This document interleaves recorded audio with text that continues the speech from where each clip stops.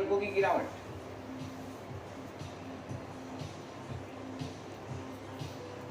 मांग घटने की आशंका से कच्चा तेल 4% से जलकर $42 के नीचे आया। वहीं घरेलू बाजार में सोना 400 रुपए चढ़कर 51,300 पर, चांदी 450 रुपए की मजबूती के साथ 63,500 के ऊपर।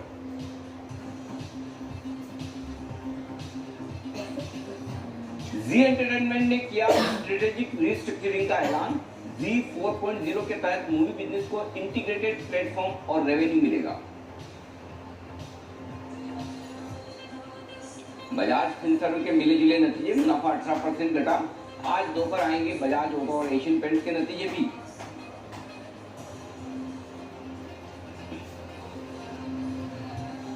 वायदा बाजार की 4 कंपनियां आज पेश करेंगी नतीजे। Ambuja cement, L&T finance holding, Biocon और भारतीय इंफ्राटेल के नतीजों पर रहेगी नजर।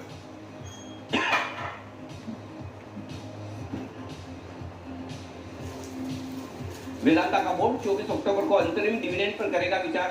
आज अंबुजा सीमेंट का बोर्ड भी डिविडेंड पर लेगा फैसला।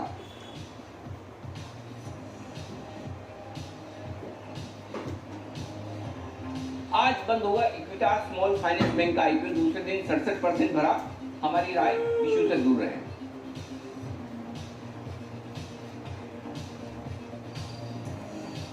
टाटा कम्युनिकेशन के डीमर्जर से बनी कंपनी हेमिस्फेयर प्रॉपर्टीज की होगी आज लिस्टिंग। और कॉर्पोरेट रेडार में नवरात्रि स्पेशल में आज हमारे साथ होगी एचडीएफसी लाइफ की एमडी और सीईओ विभा पड़लकर। नतीजों पर होगी खास चर्चा दोपहर 12 बजे।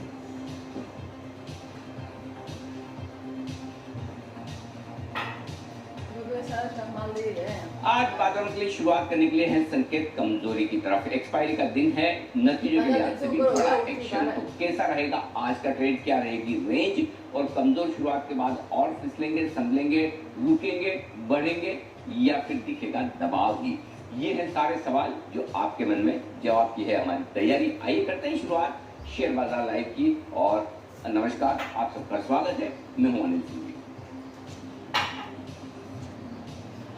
नमस्कार, मैं हूं दीपांशु भंडारी और अनिल जी यही सारे सवाल आपसे पूछने हैं सर। तो शुरुआत करते हैं इनकी। पहले तो बताइए कि आज के ट्रिगर्स क्या हैं? डाउ 100 पॉइंट नीचे बंद हुआ, उम्मीद से ज्यादा कमजोर, क्योंकि जब कल हम 3:30 बजे बाजार बंद कर रहे थे तो लगभग 150 पॉइंट 145 पॉइंट ऊपर डाउ फ्यूचर्स पे। उस लिहाज से उम्मीद ये थी कि अमेरिका में एक अच्छा ट्रेडिंग सेशन देखने को मिलेगा, लेकिन वैसा हुआ नहीं।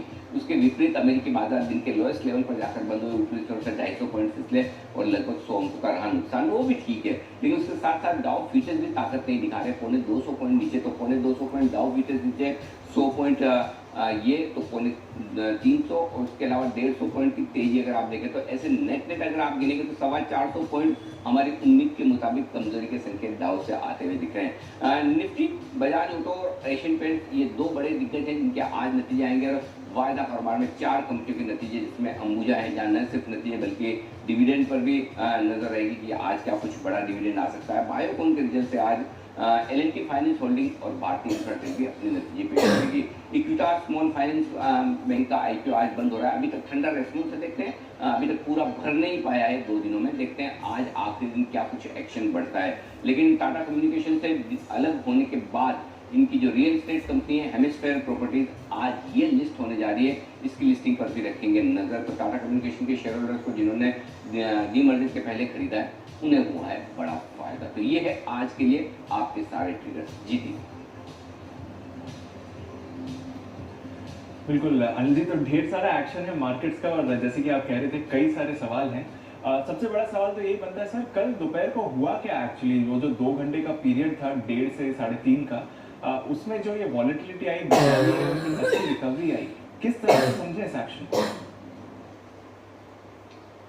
मैंने जितने सवाल आपके सामने रखे उसमें से यही नहीं था दीप जो आपने पूछा। मैं सोच रहा था कि क्यों मैं हिंट दूं कि दीप ये सवाल पूछे जिसका जवाब है नहीं एक्चुअली आप में। तो कल क्या हुआ, क्यों हुआ, किसने किया, इसका कोई जवाब है नहीं दीप, लेकिन जो हुआ बड़ा इंटरेस्टिंग।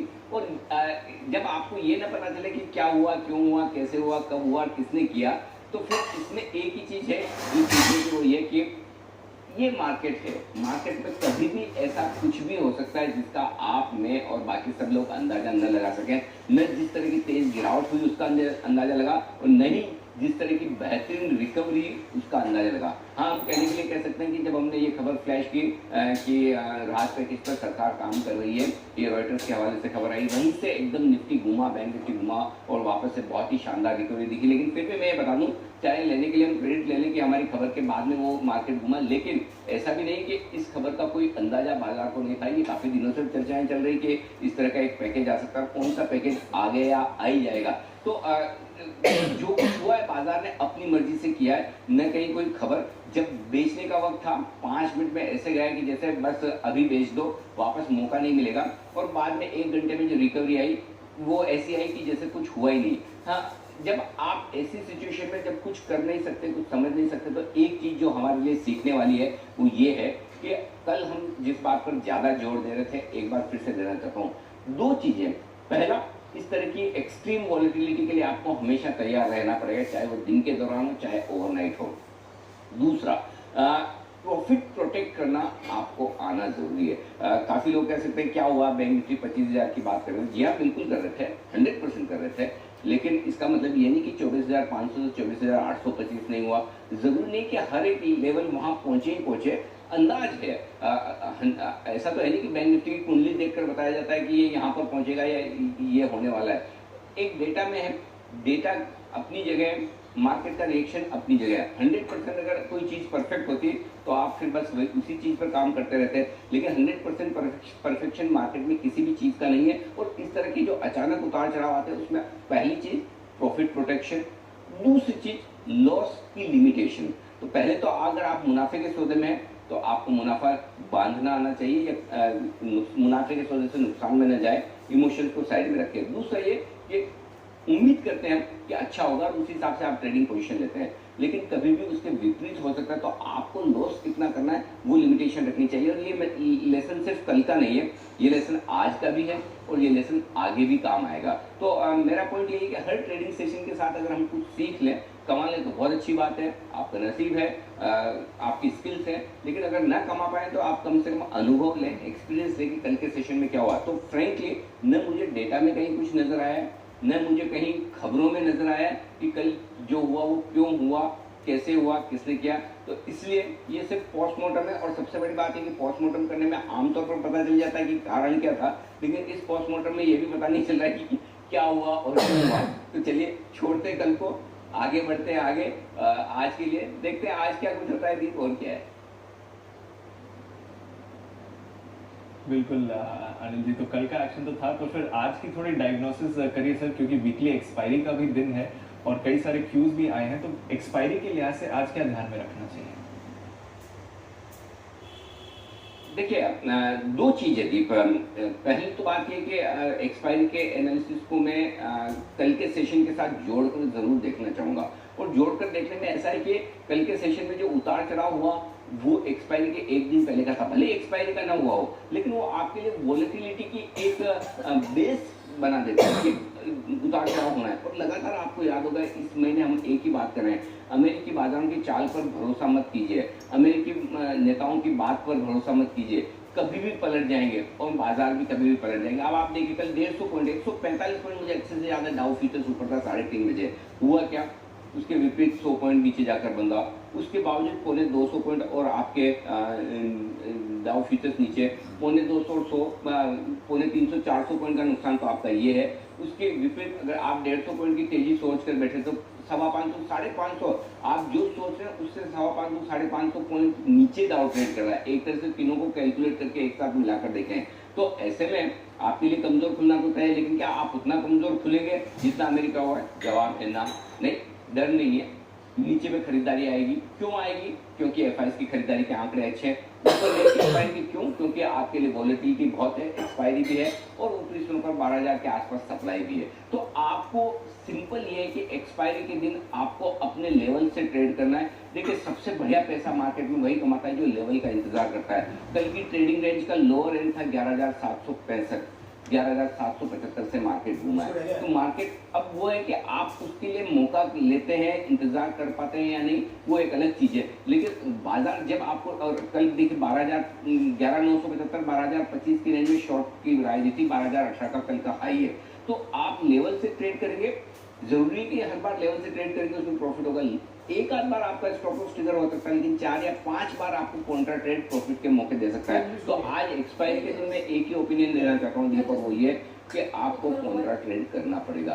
रेंज के लोअर एंड पे खरीदना है, रेंज के हायर एंड पर रिकवरी में बेचना है। रिकवरी में खरीदेंगे ऊपर में फंस जाएंगे, शॉर्ट नीचे के लेवल पर करेंगे तो फंस जाएंगे। तो आपको कॉन्ट्रा ट्रेड अगर आप कर सकते हैं तो ठीक है। चलिए मान लीजिए कि कॉन्ट्रा ट्रेड करना हर एक के बस की बात नहीं, स्किल ट्रेडर्स होने चाहिए, स्क्रीन के सामने हो, आपको समझ हो। तो फिर दूसरा काम ये करें कि आप बाय ऑन डिप्स रखिए, और बाय ऑन डिप्स में आपको एक ही स्ट्रेटेजी रखिए कि खरीदना तुरंत एकदम से नहीं, जब आपको सही लेवल मिले एंट्री कर लीजिए, जो मैं आगे आपको बताने वाला हूँ। जी जी बिल्कुल सर, और लेवल्स की बात आपसे भी जाननी है, क्योंकि लेवल्स को लेकर कई सारे सवाल भी उठ रहे हैं। विप्रो के लिए खबर आ रही है, आईटी सर्विसेज कारोबार के लिए सैप एसएपी के साथ इन्होंने करार किया है। ये एक बड़ी खबर आ रही है और इसका इम्पैक्ट भी देखना पड़ेगा कंपनी में। वैसे भी काफी एक्साइटमेंट रहा है, जहां तक विप्रो का सवाल है तो वहां पर नजर रखते हैं। एसएपी के साथ इन्होंने करार किया है आईटी सर्विसेज के लिए। पर सर फिर आज के एक्शन को आगे बढ़ाते हैं और लेवल्स के बारे में भी समझते हैं। संकेत भी आज के क्या बता रहे हैं, किस तरह का सेटअप है सर? देखिए, ग्लोबल संकेत मैंने नेगेटिव साइड पर रखे हैं, और मैंने कैलकुलेट करके बता दिया कि किस तरह से मेरी उम्मीद के मुताबिक डाउ टोटल मिलाकर 500 पॉइंट के आसपास नीचे है, 450-500 पॉइंट। एफआई के संकेत पॉजिटिव साइड पर हैं और हैं ही। घरेलू फंड्स के संकेत नेगेटिव साइड पर हैं। वायदा कारोबार के संकेत न्यूट्रल है, सेंटीमेंट न्यूट्रल है। तो 2 neutral, 2 negative, 1 positive, trend positive. Sentiment को मैंने न्यूट्रल इसलिए किया है, पॉजिटिव भी रख सकता था, लेकिन कल का उतार चढ़ाव और आज की ग्लोबल मार्केट की कमजोरी, इन दोनों को मिलाकर सेंटीमेंट मेरा न्यूट्रल हो जाता है। अदरवाइज सेंटीमेंट अब तक पॉजिटिव साइड पर चल ही रहा था। ये आपके लिए हो गया सारे के सारे। अब आइए आज की ट्रेडिंग रेंज 11,765, 11,835 कल ही की ट्रेडिंग रेंज आज की भी रखी है निफ्टी की मैंने नीचे की तरफ, और कल भी आप देखिए इसी रेंज से घुमाए। और कल ही की हायर रेंज आज भी रखिए 11,975, 12,025। और दीप आपको पता है कल भी एग्जैक्टली 12,018 का हाई बनाकर वहीं से, माफ कीजिएगा, हाँ 12,018 का हाई बनाकर वहीं से घुमाए। तो कल की ट्रेडिंग रेंज ही निफ्टी की आज भी ट्रेडिंग रेंज है।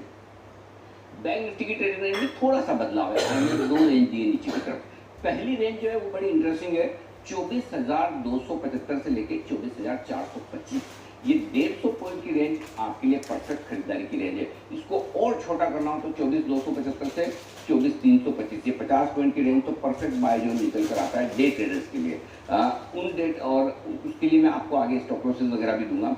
लेकिन अगर वहां से कमजोरी बढ़ी किसी भी कारण से, एक्सपायरी का दिन है, कल की वॉलिटिलिटी के बाद आप मान सकते हैं करेंगे, तो 24,050, 24,100 ये मजबूत सपोर्ट जो है ना, इस रेंज में पक्का आए तो खरीदारी करनी है। वहां पर डरना घबराना नहीं है। भले जिस तरह से कल 24,800 से 24,100 हो गया, तो वहां पे आपको हिम्मत करनी पड़ेगी, नहीं करेंगे तो नहीं चलेगा। तो वहां हिम्मत करनी है, और यहाँ पर आपको सिंपल सपोर्ट रेंज के तौर पर देखना है। ये बात बैंक निफ्टी की। ऊपर में 24,800, 25,000 ये बैंक निफ्टी के लिए हायर जोन है। 25,000 के ऊपर वैसे आज लगता नहीं है, कितनी भी शॉर्ट टर्म, कितनी भी खरीदारी हो, 25,000 थोड़ा रुकावट का लेवल है। तो आपने जो पिछला सवाल पूछा था, जिसका मैंने पार्शियली जवाब दिया, जो आप कह रहे थे कि एक्सपायरी के लिहाज से, तो एक्सपायरी के लिहाज से 2 चीज अभी दिख रही है।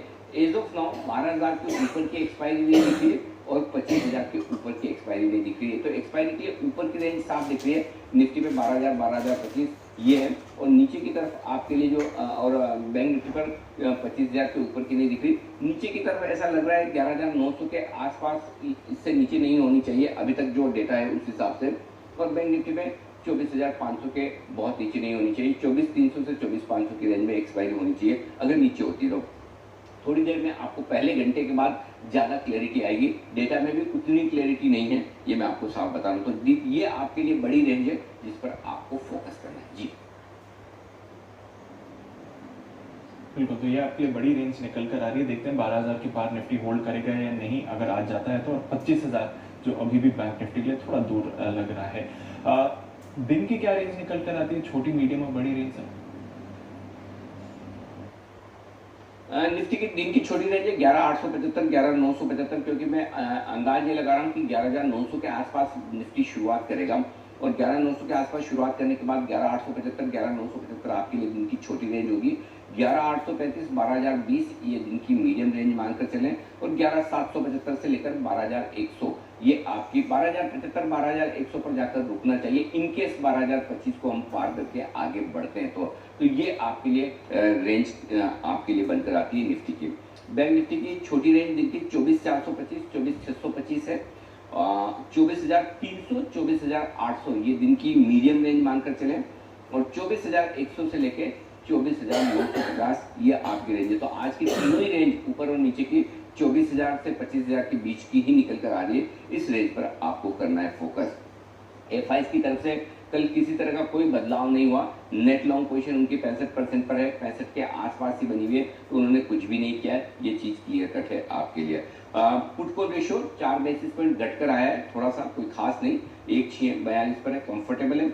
विक्स 1% ही बढ़ा है, वही मुझे समझ नहीं आया, इतने उतार चढ़ाव के बावजूद भी सबसे ज्यादा स्टेबल कल के मार्केट में कोई एक चीज दिखी है तो वो वॉलेटिलिटी इंडेक्स है, जो आमतौर पर जिसका काम है बाजार की वॉलेटिलिटी को नापना, लेकिन पता नहीं कैसे नापी है। हो सकता है क्लोजिंग बेसिस पर नापी होगी, चलो क्लोज अच्छी होगी तो सब कुछ ठीक है। तो विक्स सिर्फ 1% बढ़कर आया है डीप।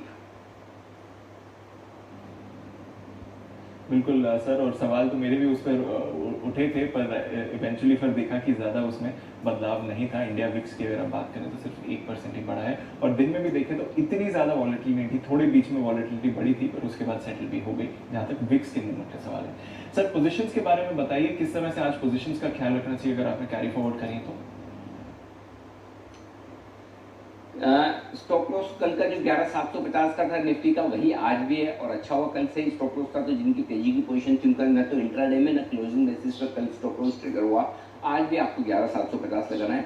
बैंक निफ्टी का जरूर देख, मैं बहुत छोटा स्टॉप लॉस दे रहा हूँ आज, और जानबूझकर दे रहा हूँ कि मुझे जिस तरह की वॉलेटिलिटी उसको देखते हुए एक्सपायरी के दिन ज्यादा रिस्क रखनी नहीं है। 24,250 ये स्टॉप लॉस रख लीजिए, जिनको स्टॉप लॉस बैंक निफ्टी पर इंट्राडे और क्लोजिंग बेसिस पर लगाना है। 24,250 के नीचे अगर आज बंद होते हुए दिखे तो फिर आप अपनी लॉन्ग पोजीशन कम कर लें। शॉर्ट पोजीशन अगर आपकी है तो स्टॉप लॉस कल वाला ही है बैंक निफ्टी पर 12,050 का। कल भी 12,018 से आप घूम गए, तो 12,025 पार करना मुश्किल है, लेकिन 25 पॉइंट ऊपर सेफ्टी के हिसाब से 12,050 का स्टॉप लॉस है। और बैंक निफ्टी में 24,625 आपको याद होगा इंट्राडे और क्लोजिंग बेसिस पर स्टॉप लॉस दिया था, तो इंट्राडे तो कल ट्रिगर हो ही गया होगा। क्लोजिंग बेसिस 24,625 यानी 24,635 पर बैंक निफ्टी बंद हुआ है, तो लगभग उस लेवल पर बंद हुआ है। किसी ने ट्रिगर कर दिया तो ठीक है, नहीं किया तो अब नया स्टॉप लॉस आप लिख लीजिए 24,825। ये कल के हाई के ऊपर निकलने के बाद बैंक निफ्टी में इंट्राडे में भी और क्लोजिंग बेसिस पर भी आपको शॉर्ट नहीं रहना है। अब आइए बता दूं नई पोजीशन आपको कैसे बनानी है। निफ्टी खरीदना है 11,800 से 11,875 की रेंज में, यहाँ पर खरीदारी करने का सोचना है आपको। 11,750 आपका स्टॉप लॉस होगा। आपको डिसाइड ये करना है कि एक लॉट खरीदने हैं, मल्टीपल लॉट्स खरीदने हैं, उस हिसाब से आप अपनी एंट्री पॉइंट डिसाइड कर सकते हैं। जिनको एक ही खरीदना है वो थोड़ा इंतजार करें 11,825 के आसपास का। जिनको 2-3 खरीदने हैं 800 पे खरीद सकते हैं, 825 पे खरीद सकते हैं, या 835 पे खरीद सकते हैं, ऊपर 975 पे खरीद सकते हैं। तो आप कितना खरीद रहे हैं उस हिसाब से आप अपना एंट्री पॉइंट डिसाइड कर लीजिए, लेकिन खरीदने की रेंज ये है 11,800 11,875। अब आइए स्टॉप लॉस कहाँ लगाएंगे, 11,750 ही लगाना है, ठीक है ना, ताकि ट्रिगर ना हो। 11,900 11,935 दो छोटे टारगेट हो जाएंगे आपके, और 11,975 से 12,020 यहाँ पर फुल एग्जिट सिंपल। ये आपकी बैंक निफ्टी की तेजी की पोजीशन होगी। जिन लोगों को शॉर्ट करना है 11,975 12,025 आए तो वहां शॉर्ट कर दीजिए, और फट कर नहीं आए तो फिर आप अभी शॉर्ट कर दीजिए 12,025 के स्टॉप लॉस के साथ।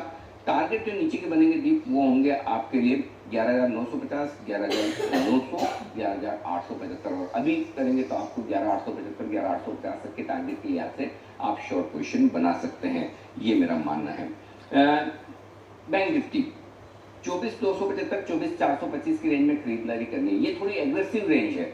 जो बहुत एकदम सेफ रहकर बैंक निफ्टी खरीदना चाहते हैं वो 24,100 पे खरीदे, अभी नहीं, लेकिन मुझे लगता है कि एक बार चांस यहाँ ले लेना चाहिए। 24,275 24,425 150 पॉइंट की रेंज है, और इस रेंज में भी सबसे बेस्ट पॉइंट अगर आप मुझे पूछेंगे एक बताओ यहाँ खरीदना चाहिए बैंक निफ्टी, तो वो है 24,325। वैसे तो जो रोज स्ट्रेटेजी सुनते देखते हैं वो जानते हैं, फिर भी कभी कभार कई लोग नए भी जुड़ते हैं। तो मैं बता दूं जो भी लेवल्स में मार्केट अभी आपको बैंक निफ्टी के दे रहा हूँ, ये सारे स्पॉट कैश लेवल्स है, फ्यूचर्स नहीं है। सारे में कैश लेवल्स दे रहा हूँ, तो आपको बैंक निफ्टी में खरीदारी करनी है। 24,325 परफेक्ट लेवल है, बाकी रेंज मैंने आपको दे दी। Stop loss clear cut well defined 24,200 का लगा ले, और जिनको बहुत डीप रखना ताकि कि उन्हें उनका स्टॉप लॉस ट्रिगर ना हो, उनके लिए स्टॉप लॉस 24,000 का बनता है। 24,500, 24,625, 24,800 और बहुत हो गया तो 24,950 ये टारगेट है आपके लिए बैंक निफ्टी पर। जो लोग बैंक निफ्टी बेचना चाहते हैं, एक तरीका तो सिंपल है कि 24,825 कल के हाई का स्टॉप लॉस लगाओ, शॉर्ट कर दो, कर देना चाहिए। दूसरा तरीका ये कि आप रिकवरी का इंतजार करें, 24,825,000 की रेंज में बेचे, वो भी दूसरा तरीका हो सकता है। लेकिन चूंकि मुझे लग नहीं रहा कि एक बार आपको तुरंत रिकवरी हो, अगर एसजेएक्स निफ्टी जो 20 पॉइंट नीचे दिखा रहा है, 15-20 पॉइंट नीचे खुलेगा या फ्लैट खुलेगा तो बेचने का मौका बन जाएगा एक बार। तो ऐसी सिचुएशन में आपको 24,825 का स्टॉप लॉस लगाकर शॉर्ट करना है। 24,525, 425, 325, 275 और 24,100 ये लेवल्स बहुत निकल कर आ रहे हैं, क्योंकि 24,000, 24,500 की रेंज में बैंक निफ्टी काफी घूम रहा है। तो अलग अलग सपोर्ट और रुकावट वाले लेवल जो दिख रहे हैं, उन पर आपको फोकस करना है, ये ध्यान में रखिए। तो ये सारे लेवल्स हैं जिस पर आपको फोकस करना है। अनिल जी, एक छोटा सा सवाल सर, क्योंकि बैंक्स के बारे में आप बात कर रहे थे, आज जिस भी तरह का मूवमेंट रहेगा, क्या लीडरशिप बैंक निफ्टी की बरकरार रहेगी? क्योंकि पिछले कुछ दिनों से तो बैंक निफ्टी लीड कर रहा है, अपसाइड हो या डाउन साइड, आज भी वो लीडरशिप बैंक निफ्टी की रहेगी, मूवमेंट जिस भी तरफ हो? हाँ बिल्कुल ठीक बात है, रहेगी थी बढ़ने में भी और घटने में भी, ये बात सही है। लीडरशिप वहीं से आएगी। चलिए, तो फिर बैंक्स पर ज्यादा एक्शन देते हैं, देखते हैं कि किस तरह के लेवल्स यहाँ पर आते हुए दिखते हैं। वायदा कारोबार बैन में अच्छी बात है कि 3 स्टॉक्स की एग्जिट हो गई है, कोई भी